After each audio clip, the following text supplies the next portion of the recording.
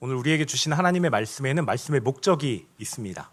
오늘 말씀 제목이 기도의 기준을 세우라입니다. 과연 기도의 기준을 세우는 것이 무엇일까? 그 기준을 오늘 말씀해 주시는 것 그대로 듣고 알아서 기준을 세우는 것이 말씀의 목적입니다. 기준을 세우기 위해서 우리가 무엇을 어떻게 기도해야 하는가? 그리고 기도했을 때 과연 우리에게 실제되게 하시는 믿음이 무엇인가? 이것을 우리가 알게 하고 실제 그렇게 기도하게 하는 것이 오늘 말씀의 목적입니다. 그 말씀의 목적을 순하게 따라가는 우리 그리스도의 몸 되시기를 예수님의 이름으로 축복합니다. 여러분들은 기도라고 하면 어떠한 이미지가 좀 떠오르시나요? 기도한다, 기도를 열심히 했다, 아니면 기도의 마음을 써야겠다. 우리가 이런 말들을 종종 이렇게 하고는 합니다. 저도 이제 기도에 대한 그 이미지를 생각해 보면 이제 어렸을 때 제가 신앙생활 했던 교회에서 가르쳐 주셨던 것들, 또 그때 저는 이제 순복음교단 교회를 어렸을 때부터 다녔는데요. 이렇게 보통은 이제 기도를 이렇게 세게 하기로 유명한 교단입니다. 그래서 기도를 이제 큰 소리로 하고 이제 함께 늦게까지 하고 철야하고 금식하고 이제 그런 기도를 많이 이렇게 배우고 또 했었던 기억이 납니다. 오늘 본문 말씀이 이제 마가복음 9장인데요. 이제 오늘 본문 마지막 절에 이렇게 기록되어 있습니다. 이르시되 기도 외에 다른 것으로는 이런 종류가 나갈 수 없느니라 하시니라. 그러니까 예수님께서 제자들이 묻는 질문에 대답하면서 이렇게 기도해야만 이런 귀신의 역사들이 이런 종류가 나갈 수 있다라고 가르쳐 주시는 부분입니다. 제가 이 말씀을 이렇게 묵상하다가 옛날 생각이 났는데요. 제가 그 대학생 때 저는 이제 군 생활을 장교 생활을 했는데요. 이제 학군 장교로 ROTC 생활을 했습니다. 이제 아시는 분들은 아시겠지만 3, 4학년 때 군사훈련을 받거든요.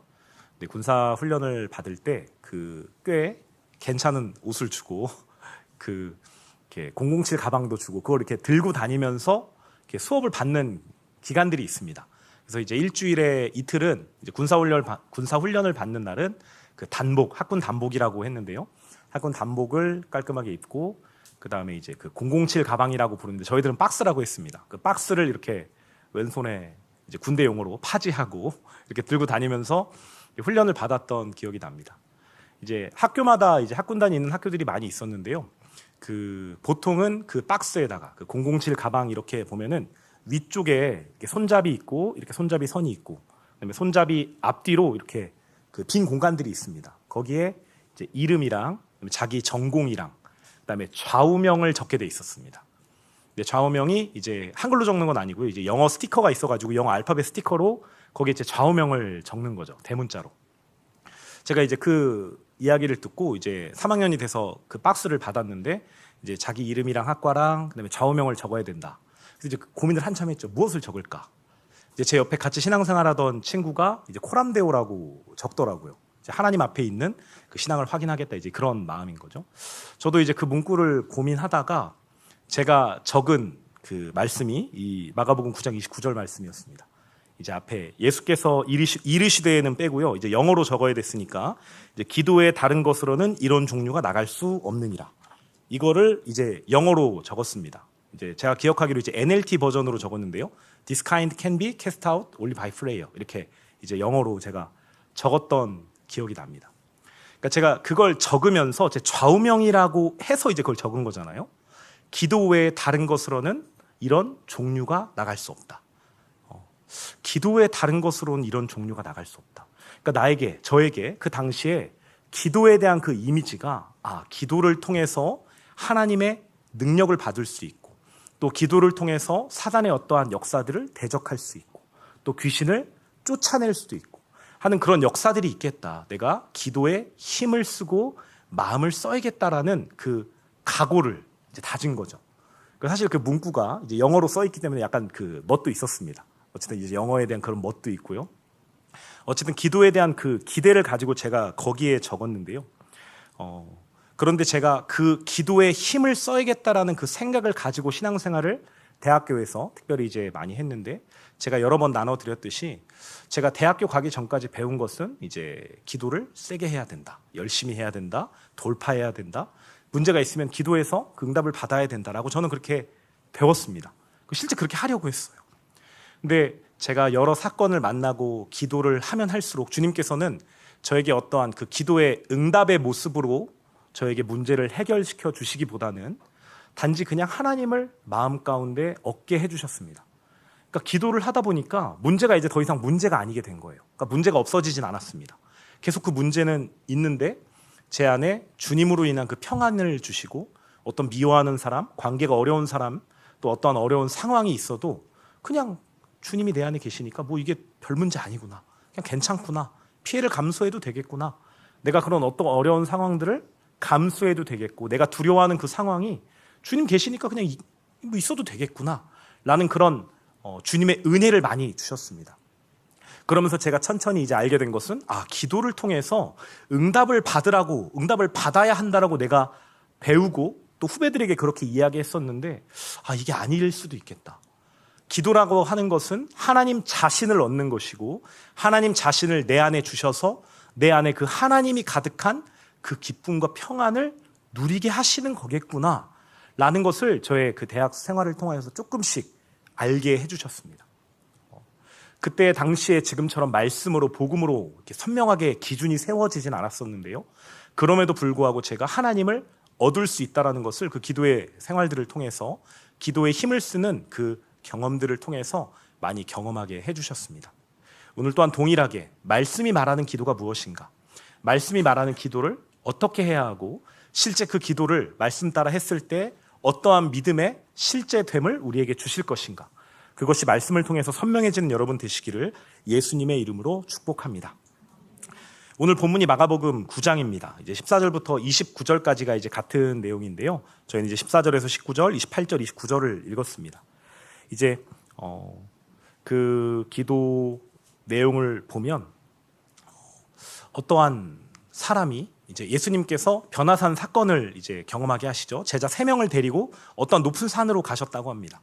높은 산으로 이제 베드로, 야고보, 요한을 데리고 그 산에 올라가셨는데 예수님께서 변화된 영광스러운 모습으로 바뀐 것을 그 3명의 제자들에게 보여주십니다. 그리고 이제 옛날에 우리 믿음의 선진들이었던 모세와 엘리야가 예수님과 함께 대화하는 모습, 또 예수님의 옷에서 광채가 나고 그 옷이 어떠한 빨래하는 사람이 어떻게 빨아도 휘어지지 않을 만큼 휘어졌다라고 이제 기록되어 있습니다. 이제 그 상황을 경험하고 제자들을 데리고 다시 이제 남은 9명의 제자들이 있는 밑 동네로 돌아오셨는데요. 마침 그 서기관들과 그 제자들이 논쟁을 하고 있었습니다. 그래서 예수님이 물으십니다. 무슨 변론을 하고 있느냐? 그랬더니 이제 사람들이 와서 이야기하는데 제자들이 얘기하지 않고 한 사람이 와서 내 아들이 귀신에 들려서 예수님께 오면 귀신이 떠날 것 같아서 나을 수 있을 것 같아서 데려왔습니다. 그런데 예수님이 안 계셔서 제자들에게 귀신을 떠나보낼 것을 요청했는데 그 제자들이 능히 하지 못했습니다 라고 이야기합니다. 그랬더니 그 이야기를 듣고 예수님께서 믿음이 없는 세대여라고 이들을 꾸짖으십니다. 그리고선 아이를 데려오라고 하시고 귀신을 쫓아내시죠. 제자들도 분명히 예수님께 배운 적이 있었습니다. 귀신을 쫓아내는 역사들, 그 권세들을 받았다는 장면이 마가복음 6장에 기록되어 있습니다. 실제로 그 제자들을 둘씩 짝지어서 보내셔서 회개를 선포하고 그 귀신을 쫓아내는 역사들, 또 기름을 발라서 병이 고치는 역사들을 제자들이 이미 제자들을 통해서 하나님께서 이루신 것들을 이미 본 상태입니다. 그런데 제자들이 이 귀신 들린 아들을 고칠 수 없는 모습을 보시고 예수님이 믿음이 없는 세대여라고 꾸짖으십니다. 그리고 예수님이 그 상황을 해결하시고 이제 집으로 들어가시죠. 그랬더니 이제 제자들이 조용히 묻습니다. 이제 오늘 본문 28절, 29절인데요. 집에 들어가심에 제자들이 조용히 묻자오되 우리는 어찌하여 능히 그 귀신을 쫓아내지 못하였나이까? 이르시되 기도 외에 다른 것으로는 이런 종류가 나갈 수 없느니라 하시니라. 제자들은 귀신을 쫓아내지 못했습니다. 그리고 그런 제자들에게 예수님께서는 믿음이 없는 세대여라고 말씀하십니다. 그리고 왜 우리는 하지 못했습니까? 라고 묻는 그 제자들에게 예수님께서는 기도 외에 다른 것으로는 이런 종류가 나갈 수 없다. 너희가 기도하지 않고서는 이런 귀신의 역사들을 떠나가게 할 수 없다라고 말씀하십니다. 그러니까 다시 정리하자면 제자들에게 믿음이 없었던 까닭이고 믿음이 없던 까닭이 기도하지 않았기 때문인 것입니다.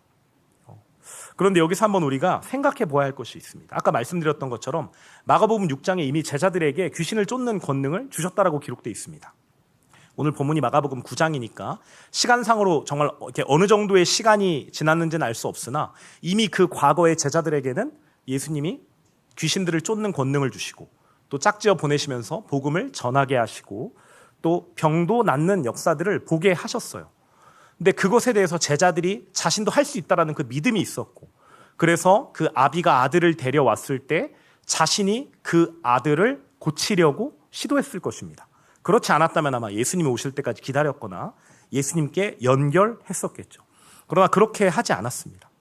왜 이 제자들은 그 권세를, 그 권능을 받았음에도, 심지어 경험했음에도, 심지어 그 믿음이 스스로에게 있었음에도, 그 믿음을 가지고 귀신을 쫓는 역사를 이루려 했음에도 왜 그 역사가 일어나지 않았는가? 과연 여기서 말씀하시는 예수님이 말하는 그 믿음이 무엇인가? 제자들이 알고 있는 그 자신이 생각하는 믿음의 이미지와 다른 것이 아닐까? 과연 예수님께서 이 제자들에게 요구하신 이런 종류가 기도에 나갈 수 없다라고 하신 그 기도가 제자들이 생각했던 그 이미지의 기도와 다른 것은 아닐까? 오늘 말씀을 통해서 그것을 정확하게 보아야 합니다. 실제된 믿음이 정말 무엇인지, 그리고 그 실제된 믿음을 위해서 어떤 기도를 하라고 말씀하시는지 오늘 말씀을 통해서 그것을 보기 원합니다. 오늘 예수님의 의도를 알기 위해서 마가복음 본문의 앞뒤 맥락을 좀 보려고 하는데요. 예수님께서 이제 제자들을 가르치시려고 또 하나님의 마음을 주시기 위해서 마가복음 본문 순차적으로 행하신 일들이 있습니다. 그것을 좀 볼 것입니다. 마가복음을 처음부터 읽으면서 예수님의 생애를 따라가다 보면 이제 예수님께서 이런 말씀을 종종 하십니다. 마가복음 1장 34절에 예수께서 각종 병이 든 사람을 고치시며 많은 귀신을 내쫓으시되 귀신이 자기를 알므로 그 말하는 것을 허락하지 아니하시니라. 또 5장에서 이렇게 말씀하십니다. 예수께서 이 일을 아무도 알지 못하게 하라고 그들을 많이 경계하시고, 또 7장에서는 예수께서 그들에게 경고하사 아무에게도 이르지 말라 하시되, 예수님께서 귀신을 쫓으셨습니다. 야이로 회당장의 딸을 죽음에서 살려내셨습니다. 또 베세다의 맹인을 고치시고 여러 병 든 자들을 고쳐주셨는데 예수님께서 왜 이들에게 너희가 이것을 말하지 말라라고 하셨을까요? 왜 예수님께서는 이들이 그 이야기들, 그 이적 베푸심을 이야기하지 말고 가만히 있으라고, 퍼져나가지 말라고 경고하셨을까요? 또 이어서 이런 장면이 있습니다. 오병이어 사건을 베푸시고 마가복음 8장에도 다시 칠병이어의 사건이 있습니다. 예수님께서 7개의 떡과 2어마리의 물고기를 가지고 남성 성인 4천여 명, 그러니까 뭐 더 합치면 훨씬 더 많은 인원이겠죠. 그들을 모두 먹이는 역사를 이제 베푸십니다. 그런데 그 자신을 왕으로 삼으려고 하는 예수님을 메시아라고, 우리의 왕이 되어주세요라고 몰려왔던 그 무리를 예수님께서 그냥 흩어버리십니다. 그 자리에서 무언가 다른 일들을 행하지 않으세요. 또 이어서 야가복음 8장에는 바리새인들에게 이렇게 말씀하십니다. 예수께서 마음속으로 깊이 탄식하시며 이르시되 어찌하여 이 세대가 표적을 구하느냐. 바리새인들이 하늘로부터 오는 표적을 구했습니다. 그러나 거기서 예수님께서는 표적을 행하지 않으십니다. 또 다른 마태복음, 또 이제 누가복음 말씀에는 이들에게는 요나의 표적밖에는 줄 것이 없다. 표적을 보이지 않을 것이다. 이렇게 말씀하십니다. 왜 예수님께서는 그 이적들을 보이게 하지 않으셨을까요? 왜 아무에게도 얘기하지 않도록 경고하고 가셨을까요? 왜 칠병이어 사건을 통해 많은 사람들이 모여들었을 때 예수님께서는 그들이 모이는 것을 가만히 두지 않으시고 그들을 그냥 흩어버리셨을까요? 우리가 이것을 좀 생각해 보려고 합니다.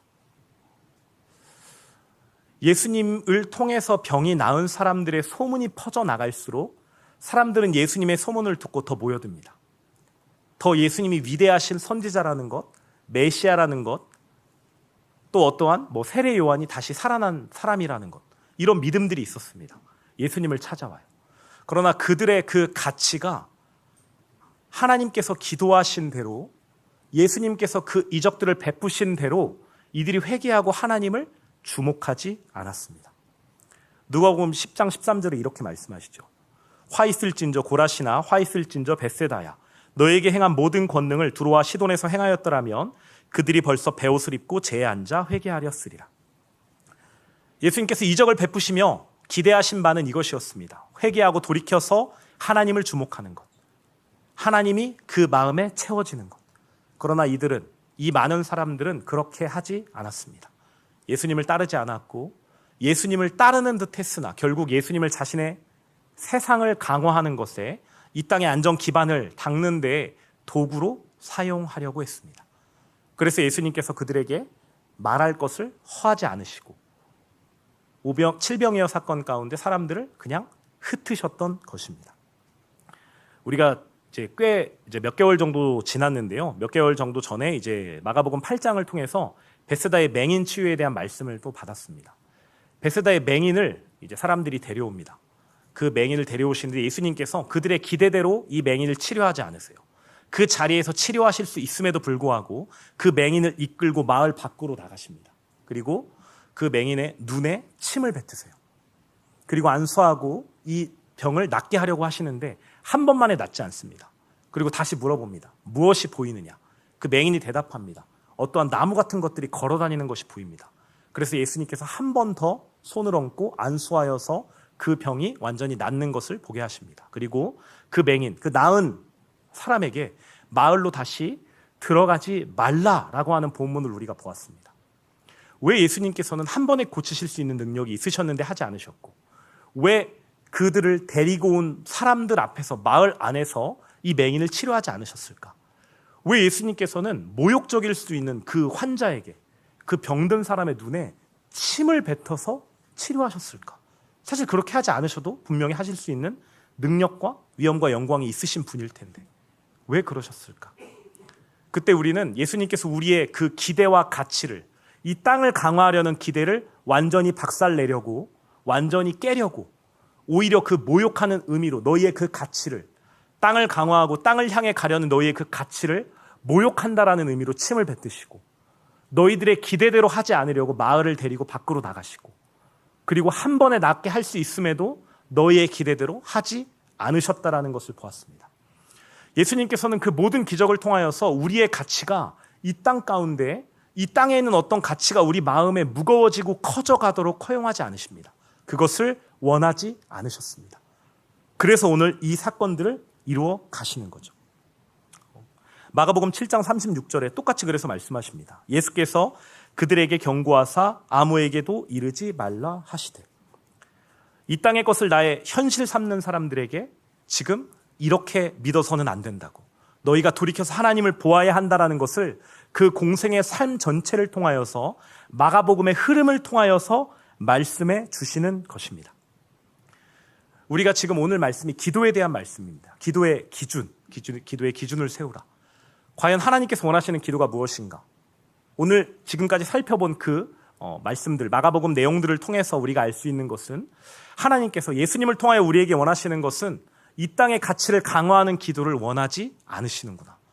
우리에게 원하시는 것은 이 땅이 아니라 돌이켜서 하나님을 채우고, 이 땅의 육신이 우리가 만나는, 우리가 접하는 육신의 것들이 우리 마음에 가벼워지는 것을 하나님께서 원하시는구나라는 것을 우리가 첫 번째로 생각해야 합니다. 우리가 그것을 확인하고 또 이어서 말씀을 보겠습니다.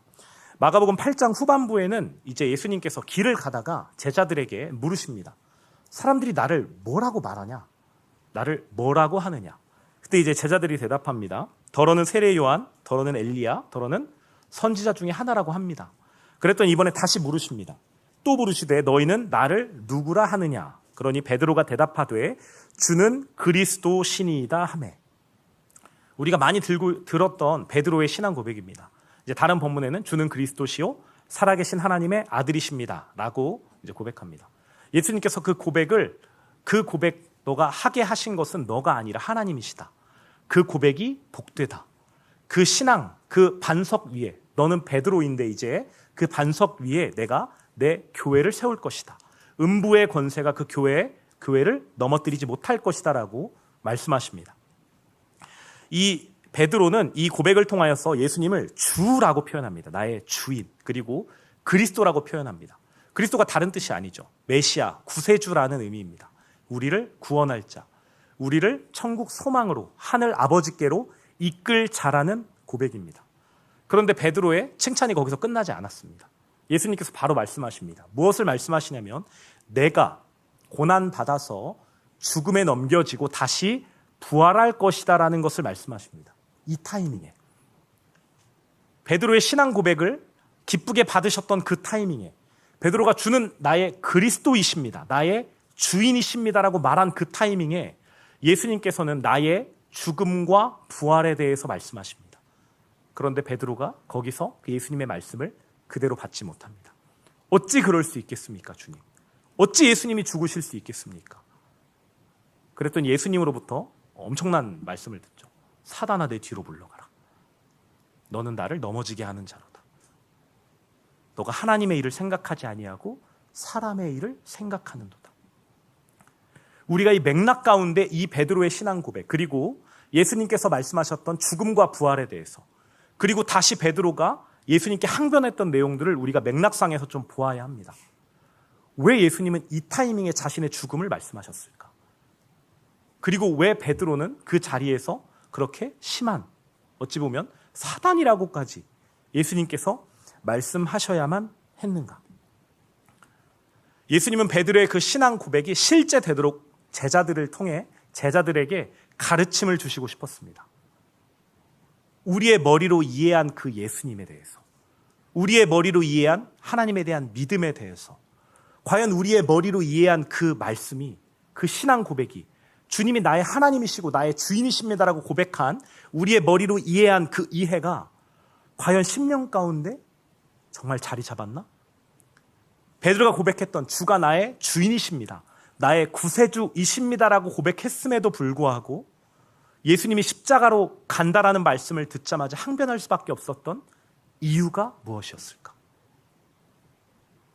우리의 마음 가운데, 생각 가운데, 우리의 생각 가운데 이해된 그 말씀이 우리의 마음 가운데 있지 않고 실상 우리 마음에 다른 것이 있어서 그 땅에 대한 가치, 나의 생각, 나의 어떠함이 있어서 하나님의 그 말씀이 나의 마음 가운데 내려앉지 못한 것이 아니었을까? 베드로가 하나님의 말씀을 이해하고 하나님의 은혜를 받아 아주 멋진 신앙 고백을 했지만 그것이 실제되지 못하고 마음에 내려앉지 못한 것이 아니었을까?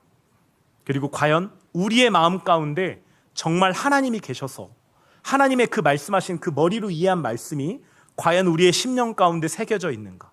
과연 그 말씀하신 대로 우리의 마음이 세상을 향한 가치로 달려가지 않고 과연 하나님이 가득하여서 하나님의 뜻을 받드는 인생이 되었는가를 보라는 것입니다. 그래서 마가복음 8장 34절에 이렇게 말씀하십니다. 무리와 제자들을 불러 이르시되 누구든지 나를 따라오려거든 자기를 부인하고 자기 십자가를 지고 나를 따를 것이니라. 아멘. 마가복음에서 처음 십자가라는 단어가 등장하는 장면입니다. 멋진 신앙 고백을 했으나 실제되지 못한 그 베드로에게, 제자들에게 그 가르침을 주시려 예수님께서 처음 말씀하십니다. 자신의 뜻, 자신이 온 이유, 그 십자가 사건에 대해서 자기를 부인하고 자기 십자가를 치라. 물론 이 말씀을 들었을 때 제자들이 그 말을 다 이해하지 못했습니다. 당시 십자가는 저주의 상징이었고 예수님이 십자가 관계에 있을 거라는 생각은 상상할 수 없는 일이었습니다. 그럼에도 불구하고 후에 혹은 주님께서 허락하신 그때 자기 십자가를 진다는 의미가 무엇인지 이 제자들이 반드시 알고 자기 십자가를 실제 지는 일이 이들에게 있어야 했기 때문에 예수님께서는 이 말씀을 허락하셨습니다. 제자들이 이 의미를 바로 알아듣지 못했기 때문에 주님께서 시청각이라고 하면 좀 옛날 말인 것 같기도 한데요, 실제 이제 보여주고 싶으셨어요. 그래서 그 시청각 교육을 위하여서 예수님께서 3명의 제자를 선택하십니다. 그게 맨 처음 말씀드렸던 변화산 사건입니다. 베드로와 야고보, 요한을 이제 예수님께서 데리고 어떤 높은 산으로 데려가십니다. 그랬더니 거기서 예수님의 모습이 어떠한 광채, 그 옷에서 광채가 나게 변화하십니다. 그 옷이 어떠한 사람이 세탁을 해도 휘어지지 않을 만큼 하얘진 모습을 봅니다. 선지자였던 모세와 엘리야가 그 가운데 예수님과 대화하는 모습을 봅니다. 그 제자들이 그 모습을 보고 두려워서 어떤 말을 할 수 없는 그 상황에서 베드로가 정신이 없는 그 상황에 나도 모르게 그런 말을 합니다. 주여 이곳에 초막셋을 짓고 하나는 예수님이, 모세가, 엘리야가 같이 사십시다. 이렇게 말도 안 되는 말을 합니다. 천국에 있는 그 천국 소망, 천국의 은혜를 누리고 있는 그 사람들에게, 천국의 은혜를 알고 있는 그 예수님에게 베드로가 아무것도 모르고 그런 말을 합니다. 베드로의 눈에는 더 이상 세상의 것이 보이지 않았습니다. 하나님의 영광을 맛본 그 사람에게 더 이상 이 세상 가치가 그 사람들이 말했던 그 세상을 향해 강화하려는 그 어떠한 가치들도 이제는 아무런 의미가 없었습니다. 단지 그냥 보이는 것은 지금 허락하신 그 영광의 그 주님, 그 예수님, 그 예수님의 영광 밖에는 베드로의 마음 가운데 아무것도 남지 않았습니다. 이 타이밍에 자기 십자가를 지고 나를 따를 것이니라. 자기를 부인하고 자기 십자가를 지고 나를 따를 것이니라. 말씀하신 직후에 이 변화산 사건이 있었습니다. 그렇다면 우리가 알 수 있죠. 자기 십자가를 지는 나를 부인하고 자기 십자가를 지고 예수님을 따라가는 자에게 주님께서 허락하시는 그 은혜가 바로 이 변화산 사건을 통해 이 베드로가, 이 야고보가, 이 요한 제자가 경험한 그 일들이 우리에게 일어날 수 있겠구나. 우리가 십자가를 붙들고 날마다 나를 부인하고 예수님과 연합해 죽었다라는 그 실제 고백이 확인되고 실제될 때 주님께서 허락하시는 그 은혜가 바로 이 변화산 사건처럼 우리의 마음 가운데 주님만 가득한 그 은혜를 주시겠구나라는 것입니다. 이것이 실제된 경험입니다. 여러분, 신앙 고백이 있습니다. 우리 다 신앙 고백이 있기 때문에 이 자리에 있습니다. 주님을 믿는다라고 다 고백합니다. 그래서 지금 우리가 함께 이 자리에서 예배드리고 있는 거잖아요. 그런데 과연 우리의 마음 가운데 무엇이 가장 무게감 있는가? 우리 마음에 과연 무엇이 지금 1번인가?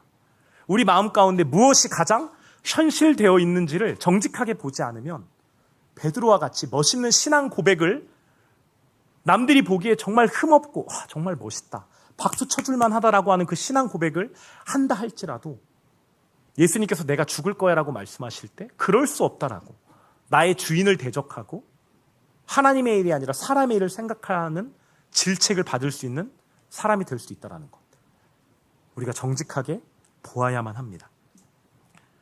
하나님의 속성, 주일 말씀을 통해서 또 한 주간 계속 엽서를 통해서 우리에게 말씀해 주셨습니다. 영혼에 잇대어 있는 삶, 영혼의 그 속성, 하나님의 속성을 맛본 사람은 이 세상 가운데 이 육체가 만나는 모든 상황, 환경, 일들, 어떠한 책임감들이 점점 가벼워지고 우리 전부이신 하나님이 우리 마음에 채워지는 은혜를 누리게 됩니다. 과연 우리가 소원하고 지금 기도하는 것이 무엇인가? 우리가 무엇을 위해 기도하는가? 제자들은 과연 무엇을 위해 기도했길래 그 귀신을 쫓아내지 못하고 믿음이 없는 세대여라고 질책을 받았는가? 결국 이 내용입니다. 세상을 강화하는 그 내용을 가지고 실제 믿음의 고백, 신앙 고백이 번지르르한 고백이 우리 안에 있지만 우리 입술 가운데 있고 우리의 이해된 머리 가운데 그 말씀을 이해했지만 실상 우리 마음 가운데 채워져 있는 그 다른 것 때문에 주님의 말씀을 들을 수 없고 우리의 마음에 있는 그 다른 어떤 염려, 근심 때문에 이해된 그 주님의 말씀이 우리의 심령 가운데 새겨질 수 없는 것. 내 마음에 다른 것이 있기 때문이었구나. 그것을 지금 돌이키라고, 회개하고 하나님을 구하라고, 나를 부인하고 자기 십자가를 지고 예수님을 따라야 한다라고 말씀하고 계시는구나. 이 맥락이 오늘 그리스도의 몸 가운데 그대로 새겨지시기를 예수님의 이름으로 축복합니다. 그래서 이 믿음이 없는 제자들에게 말씀하십니다. 기도 외에는 이런 종류가 나갈 수 없느니라. 기도 외에는, 십자가를 선포하는 그 기도 외에는 이런 종류가 나갈 수 없구나. 귀신이 들려 예수님의 그 뜻을 받들지 못하는 그 상태를 해결할 방법이 우리에게 없구나. 우리 마음 가운데 세상이 강화되고 육신의 것이 채워진 그 바리새인들, 헤롯의 누룩, 그 예수님을 따랐던, 그러나 예수님을 이용하려 했던 그 사람들처럼 마음에 다른 것을 채우고서는 믿음이 없는 세대여라고 질책을 받을 뿐이고 귀신을 쫓을 수 없는 가짜, 실제되지 못한 믿음일 수밖에 없구나. 그래서 우리가 예수님을 품고 예수님을 따라가 십자가를 선포하는 그 기도가 우리에게 익어져야만 합니다. 정직하게 나의 속을 살피며 예수님과 연합한 것 날마다 선포하시는 우리 그리스도의 몸 모두 되시기를 예수님의 이름으로 축복합니다.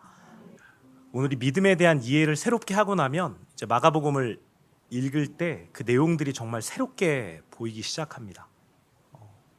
왜 사람들이 예수님을 쫓아다녔는가? 그리고 왜 예수님께서는 그 사람들을 밀어내시고 그 이적을 베푸셨던 그 예수님께서 왜 이것을 사람들에게 알리지 말라고 하시는가?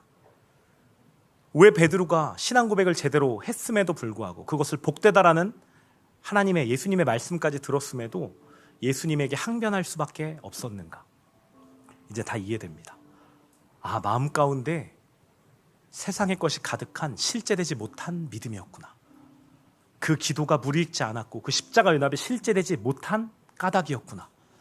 우리가 그렇다면 우리가 해야 할 그것이 바로 그 예수님과 연합해 죽고 산 그것이 실제되게 해달란 기도였구나 하는 것이 이제 이해됩니다. 오늘 마가복음 9장 말씀을 보면 예수님께서 쫓으려 하셨던 그 귀신, 그 아이에게 들렸던 그 귀신이 25절에 말 못하고 못 듣는 귀신이라고 기록되어 있습니다. 이 말 못하고 못 듣는 귀신아, 떠나고 다시는 들어오지 말라라고 예수님께서 이제 선포하십니다.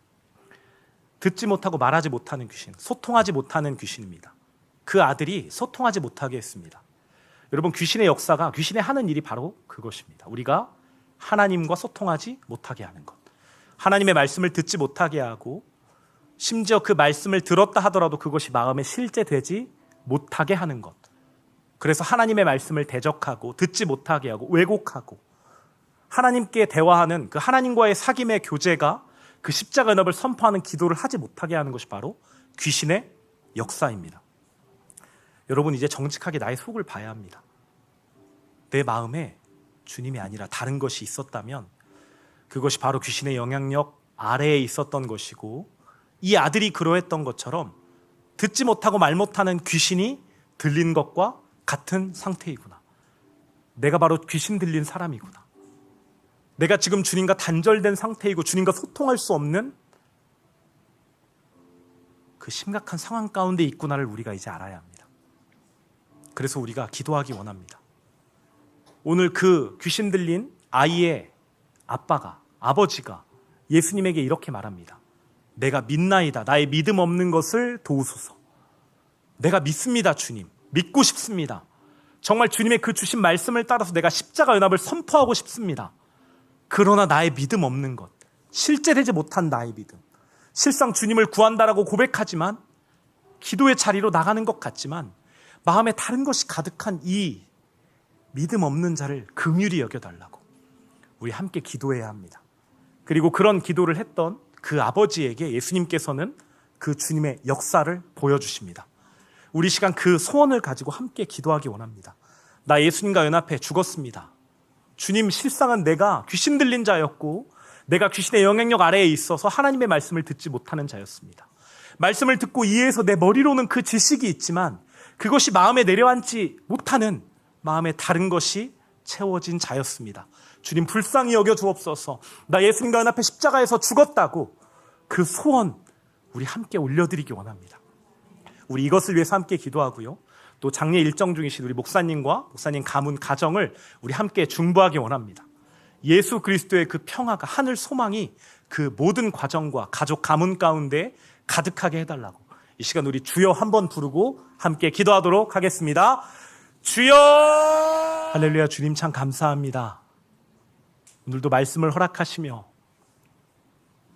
우리 믿음의 민낯을 보게 하셔서 감사합니다. 말씀을 듣고 이해한 것 같으나 실제되지 못한 우리의 마음,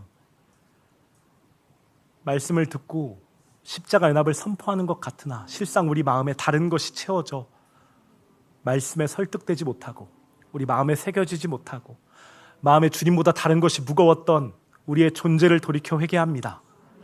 주님, 우리가 사단의 영향력 아래에 있었고 우리가 귀신 들린 자였습니다. 하나님, 말 못하고 못 듣는 그 귀신을 쫓아내신 것처럼 우리 그 기도를 선포하며 그 기도하겠습니다. 자기를 부인하고 자기 십자가를 지고 예수님을 따르는 그 십자가의 선포가 우리의 모든 삶에 이어지도록 은혜 더하여 주옵소서. 주님, 소원합니다. 마음에 다른 것 있을 수 없습니다. 정말 주님만 채워지고 싶습니다. 정말 주님 가득하여서 주님을 기뻐히 노래하고 주님을 드러내고 자랑하고 우리의 말과 행동과 생각을 통하여서 그 주님의 뜻이 흘러가는 우리이기 원합니다. 십자가가 실제된 은혜 주옵소서. 우리 예수님과 십자가에서 연합해 죽었사오니 실제된 은혜 주셔서 우리 마음에 주님이 가득하고 영원이신 주님의 속성을 받아 우리 마음에 이 육신이 만나는 것들이 가벼워지는 은혜에 더하여 주옵소서.